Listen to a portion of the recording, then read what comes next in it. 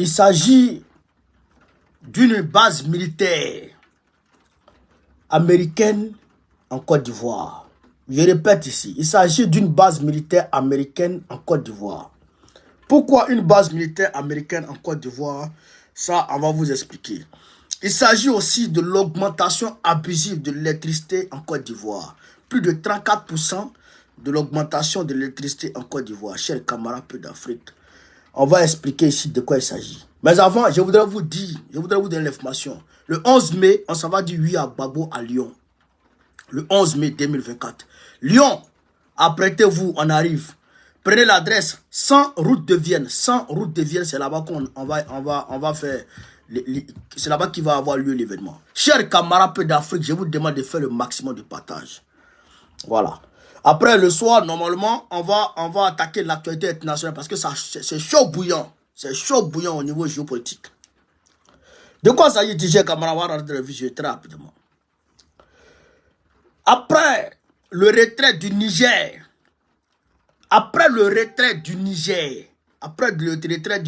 le Pentagone se presse en Côte d'Ivoire. Les États-Unis se pressent en Côte d'Ivoire. Abidjan le 28 avril 2024. Pardon, le 28 et le 29 avril 2024.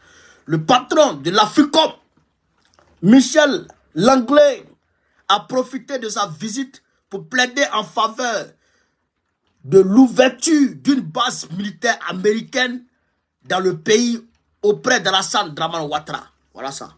C'est Jeune Afrique qui a posté. Jeune Afrique, c'est des amis de Ouattara. C'est eux qui ont posté. Voilà. Et c'est sûr et certain. Chers camarades peu d'Afrique. On va aller petit à petit. Hein. On va aller tchébé, vous allez comprendre de quoi il s'agit. Maintenant, pourquoi tapoter, mettez beaucoup de cadeaux, tapoter. Pourquoi les Américains d'abord veulent une base militaire en Côte d'Ivoire? Pourquoi quand le Niger leur demande de quitter la terre nigérienne, pourquoi ils ne ramassent pas leurs vagabonds, les vauriens que Abou Ouzeifa est parti attaquer et il a neutralisé beaucoup d'entre eux? Ces vauriens-là qui n'arrivent pas à attraper terroristes, ils n'arrivent pas à voir terroristes, ils n'arrivent à rien faire face aux terroristes. Au contraire, les terroristes les tuent. Ceux mecs qui doivent protéger les populations contre les civils et contre les terroristes viennent les tuer. Ils ne parlent pas. Les terroristes vont tuer les civils. Ils ne parlent pas. Bon, ces vagabonds-là, c'est bon à rien. Là. Eux là, quand le Niger leur demande de quitter sa terre, pourquoi le Pentagone ne les prend pas pour aller les investir là-bas aux États-Unis et puis on veut les poster en Côte d'Ivoire? Pourquoi? Pourquoi, chers camarades? Pourquoi? Mais pour répondre au pourquoi, il faut d'abord chercher à comprendre quel est le rôle des bases militaires américaines sur nos terres. Voilà. Quel est le rôle des bases militaires américaines, otaniennes, françaises sur nos terres? Il faut chercher à déterminer ça d'abord. Le rôle des bases militaires, écrivez si vous voulez, prenez un stylo et puis une feuille. Le rôle des bases militaires américaines, françaises, otaniennes, occidentales, en Afrique, c'est de 1. Créer le terrorisme. Créer le terrorisme. 2. Alimenter le terrorisme. 3. Fournir des appuis logistiques et aériens au terrorisme. En somme, travailler de mèche avec les terroristes pour déstabiliser nos États. C'est pas moi qui le dis, c'est Fossé Touadéra qui le dit. Il dit, comment on appelle ça? Les Occidentaux travaillent à la déstabilisation politique de nos États. C'est pas moi qui le dis, c'est le ministère des Affaires étrangères du Mali qui le dit. La France apporte des soutiens logistiques, militaires aux terroristes contre l'armée malienne. C'est eux qui le disent. Donc, voici le rôle des armées occidentales sur nos terres. travailler avec le terrorisme pour déstabiliser nos États afin qu'ils puissent voler nos ressources naturelles pour les envoyer chez eux. Voilà leur rôle sur nos terres. C'est leur rôle qui est là. Il n'y a pas deux, il n'y a pas trois, c'est leur rôle qui est là. C'est pourquoi on leur dit de quitter le Niger, ils viennent en Côte d'Ivoire. On leur dit de quitter le Burkina Faso, ils vont au Niger. On leur dit de quitter le Niger, ils vont au Tchad. On leur dit de quitter le Tchad n'a pas encore parlé. On leur dit de quitter le Niger, ils viennent en Côte d'Ivoire. Parce que s'ils s'éloignent de leur lieu de déstabilisation, ils ne pourront plus déstabiliser efficacement. Il faut qu'ils restent là pour déstabiliser nos États. C'est pourquoi ils sont là. Tapotez, tapotez, mettez les cœurs. Tapotez, tapotez, mettez les cœurs. Depuis là, ils voient les cadeaux là. Ils ne pourront pas aisément déstabiliser nos États. C'est pourquoi ils sont là comme des FDS, sans domicile fixe. Chers camarades, les Américains sont allés en Côte d'Ivoire. Ils sont allés en Côte d'Ivoire. Retenez, hein, ils sont là pour déstabiliser nos États. Ils sont là en Côte d'Ivoire. Ils sont allés voir Draman. Ils ont dit à Draman, on veut ouvrir une base militaire américaine en bonne et due forme en Côte d'Ivoire. Tu dis quoi? Draman dit, moi je vais faire 4 mandats en Côte d'Ivoire. Vous dites quoi? Et ils mettent 4 sur table. Les Américains disent, nous on va te soutenir pour ton 4e mandat. Draman dit, envoyez vos bases militaires. Retenez le deal. Ouais, le deal entre Draman et les Américains. Draman veut faire 4 mandats. La France n'est pas d'accord. La France préfère Thiam. Vous comprenez? La France préfère Thiam. Maintenant, les États, Draman veut faire du forcing. L'opportunité s'offre à lui. Les États-Unis disent ils ont besoin d'ouvrir une base, d'installer une base militaire en Côte d'Ivoire. Dans Ouattara pose son problème, il dit, soutenez-moi. Les Américains sont, bien entendu, open. Ils sont d'accord pour soutenir Draman Ouattara pour son 4e mandat, n'en déplaise à la France. Chers camarades, là aussi, on va décortiquer. Mais, attendez, on va ici expliquer pourquoi la Côte d'Ivoire, le choix des Américains au niveau de la Côte d'Ivoire, pourquoi? Vous êtes sans ignorer que les Américains, étant au Niger, ils contrôlent le Bénin. Ils contrôlent le Bénin et ils contrôlent le port de Tripoli et de Benghazi.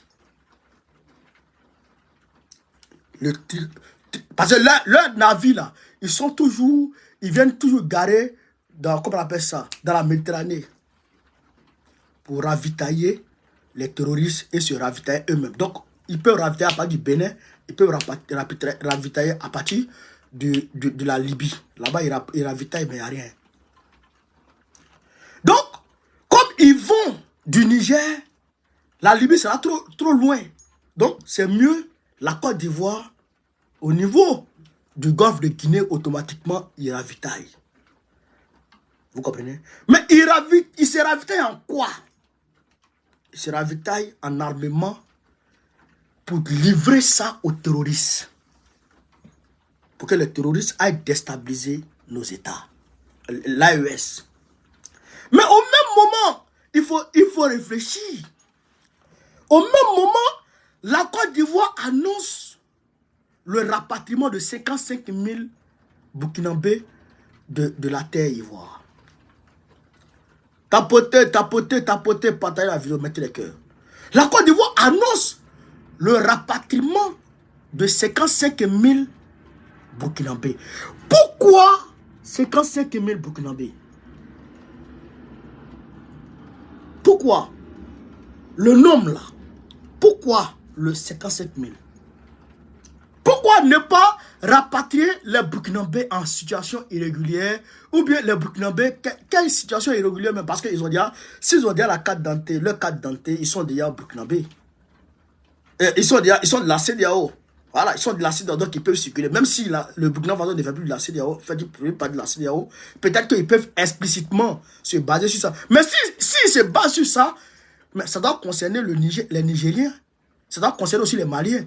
Mais pourquoi 55 000 Burkinabés? Pourquoi? Pourquoi pas 1000 Guinéens, 5 000 Maliens, 20 000 Nigériens? Pourquoi 55 000 Burkinabés? Voilà la question qui taraude. Pourquoi? Pourquoi le nombre 55 000? Pourquoi? En réalité, en complicité avec le Haut Commissariat des droits de l'homme aux Nations Unies, ils veulent infiltrer des mercenaires. Ils veulent infiltrer des mercenaires au niveau du Burkina Faso. C'est quand c'est qu'ils mercenaires qui vont probablement avoir un camp. Un camp. Et ils vont avoir les informations. Et ils vont avoir en tout cas un certain nombre de choses. Et un jour, ils seront ravitaillés en armes. Et ils vont lever une rébellion contre le Burkina Faso. Chers camarades peu d'Afrique. Chers camarades peu d'Afrique. Voilà ce qui se prépare. C'est quand c'est que mes Burkinabés là. Ce n'est pas les Burkinabés seulement. Même si c'est Burkinabés. Mais ils ne vont pas au Burkina Faso en tant que des réfugiés qu'on rapatrie.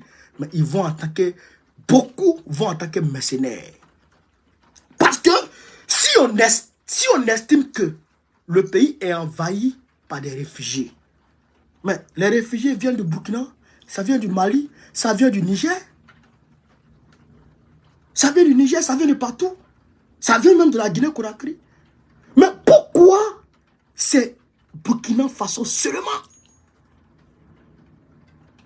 Pourquoi c'est Burkina Faso seulement? Pourquoi Burkina Faso seulement? Il y a un Guissou Roche. Il y a un Guissou Roche. Ils veulent aller attaquer eBay. Et donc, la base militaire américaine, là, c'est elle qui va fournir l'équipement nécessaire pour lancer la rébellion contre Ibrahim Traoré. La base militaire américaine que Traoré Ouattara va accepter sur son sol, là, sur notre terre. C'est cette base militaire-là qui va permettre de ravitailler les rebelles qui vont aller attaquer le Burkina Faso. Chers camarades d'Afrique, voici le schéma. Parce qu'il faut attaquer le Burkina Faso, déstabiliser le Burkina Faso et donc détruire l'AES. Ouvrir plusieurs fronts. Ouvrir plusieurs fronts à l'AES. Envahir l'AES de tous les côtés. Vous avez vu, ils sont allés en Mauritanie. Ils vont ouvrir une base militaire en Mauritanie. Donc, probablement, ils vont lancer une rébellion contre la Côte d'Ivoire. Ils vont lancer une rébellion contre qui? Contre le Mali de ce côté-là. Je vais vous dire quelque chose. Les rebelles et les terreaux du Mali se sont rencontrés. Quand? Le 5 avril. Les rebelles et les terreaux se sont rencontrés le 5 avril. Ils veulent trouver un terrain d'entente pour lancer un assaut comme ils l'ont fait en 2012. Écoutez ici, le chef du JNIM, Yagagali, et ses frères d'armes, y compris Amadou Koufa, ont dit niet aux représentants du CSP, Conseil stratégique politique, ceux qui parlaient de Lazawa, ceux qui étaient dans le traité de paix de l'accord d'Alger, y compris à son président Bilal Ag Achérif. Lors de leur leur rencontre, il y a 2 jours, Yag reste ferme dans sa position de 2012. Tous derrière moi où déposer les armes. L'histoire de Tenzawatan en 2013, avant l'arrivée de Barkhane, est en cours de téléchargement. Donc, ils vont s'affronter peut-être. Quant à Amadou Koufa, il a été très clair. Il ne doit il ne doit y avoir aucune présence d'un mouvement armé au sud et au centre du pays sans qu'il ne soit sous le drapeau du JNIM. Donc eux là, et ils sont prêts et ils veulent que le JNIM contrôle tout. Cette rencontre fait suite à un accrochage. Cette rencontre fait suite à un accrochage violent entre les deux camps le 5 avril dernier, lorsque le CSP souhaitait mener ses premières opérations au sud et au centre du pays. La situation est critique entre eux selon un cadre du CSP qui a préféré rester anonyme. La rencontre n'a pas eu lieu sur le territoire malien, sur un pays voisin. Ils sont partis, ils se sont rencontrés peut-être en Algérie ou en Mauritanie pour tenir cette réunion-là, les chefs territoriaux. Vous comprenez ça? Donc, ils sont en train de chercher à trouver un accord entre toutes les forces du mal pour le mettre ensemble, leur donner les moyens logistiques, les moyens de combat, les moyens militaires pour ouvrir un front robuste contre le Mali du côté nord et ouvrir un front contre le Burkina Faso de l'autre côté et pourquoi pas ouvrir un front contre le Niger au niveau du Tchad et aussi au Bénin ainsi de suite. C'est pourquoi le président Tchiani dit tant qu'il y a des bases militaires françaises au Bénin, la frontière reste et demeure fermée. Camarades d'Afrique, voilà le complot des Américains contre l'AES avec la complicité croissante, agissante de Dramane Ouattara. Frère, l'heure est grave. Je vous le dis en vérité et en vérité, l'heure est grave. Il faut qu'on dégage Dramane. Regardez que le vieux maudit, le vieux démon, le vieux criminel, en fait, il ne veut pas quitter le pouvoir. Donc, il est prêt à tout pour rester au pouvoir. Regardez comment il a rendu l'électricité chère sur les Ivoiriens. Moi-même, je pensais que l'électricité, la CEU avait un problème. La CEU a fait un chiffre d'affaires de plus de 134%.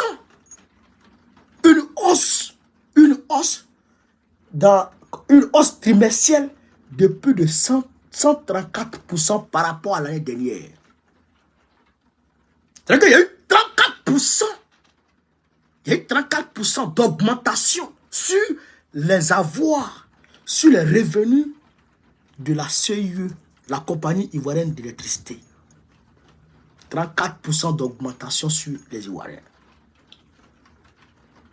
Pourquoi il fait ça? Pour faire plaisir à Bouygues. Puisque c'est Bouygues qui gère. Pour faire plaisir aux Français. Puisque les Français qui gèrent. Ça va permettre aux Français de récupérer une partie de cet argent-là pour payer leur comment on appelle ça? Leur